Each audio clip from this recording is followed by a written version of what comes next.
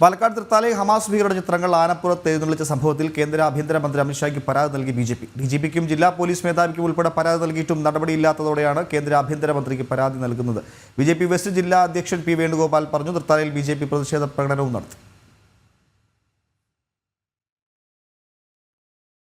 Palakkad തൃത്താലയിൽ Hamas ഭീകരരുടെ ചിത്രങ്ങൾ ആനപ്പുറത്ത് എഴുന്നള്ളിച്ച സംഭവത്തിൽ തൃത്താല സിഐക്കും ഡിവൈഎസ്പിക്കും ഉൾപ്പെടെയായിരുന്നു ബിജെപി ആദ്യഘട്ടത്തിൽ പരാതി നൽകിയത്.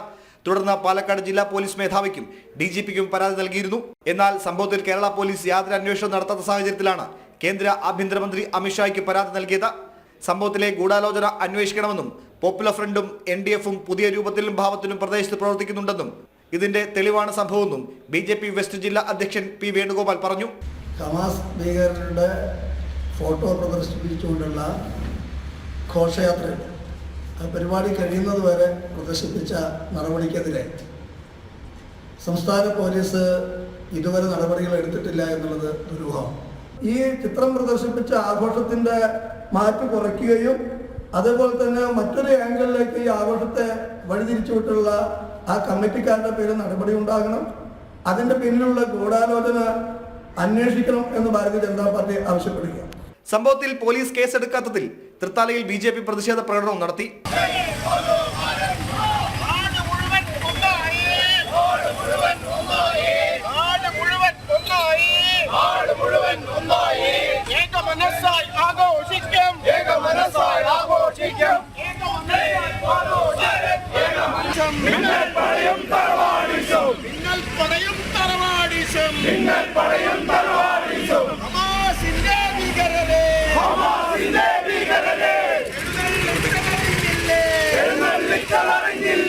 ബിജെപി മുൻ ജില്ലാ അധ്യക്ഷൻ KM ഹരിദാസ് പ്രതിഷേധം ഉദ്ഘാടനം ചെയ്തു. തൃത്താലയില് ഹിന്ദു ആകട്ടെ, ക്രിസ്ത്യാനി ആകട്ടെ, മുസ്ലിം ആകട്ടെ, എല്ലാവരും ഏകോദര സഹോദരങ്ങളെ പോലെ ജീവിക്കുന്ന നാട്.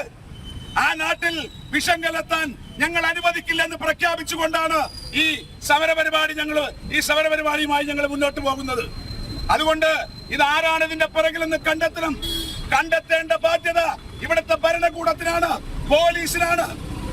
ആ ഭരണകൂടം നാലോട്ടിനു വേണ്ടി ഇവിടുത്തെ ഭീകരവാദികളുമായി സന്ധി ചെയ്യാനാണ് നിങ്ങൾ തീരുമാനിക്കുന്നതെങ്കിൽ തൃത്താലയുടെ മണ്ണിൽ നിന്നുകൊണ്ട് പറയാം, അത് അനുവദിക്കാൻ ഭാരതീയ ജനതാ പാർട്ടി